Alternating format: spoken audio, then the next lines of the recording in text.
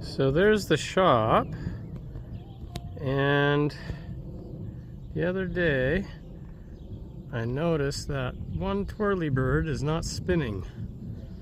So that one there, spinning away, and that one there, no bueno.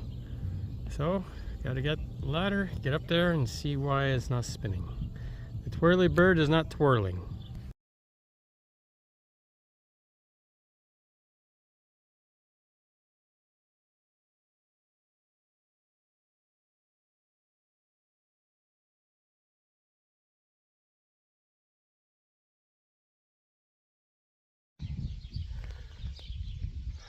Alright, don't die.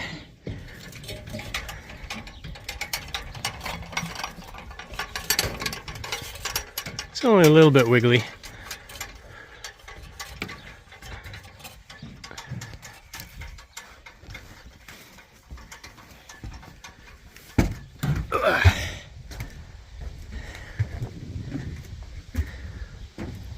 Oh, that's why it's not twirling, it's broken. Huh.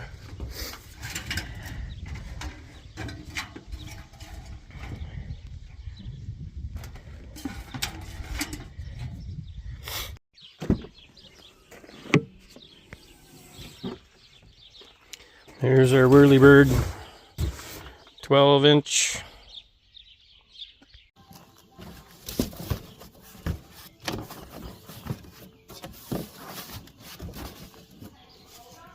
So really all that we need is this piece here.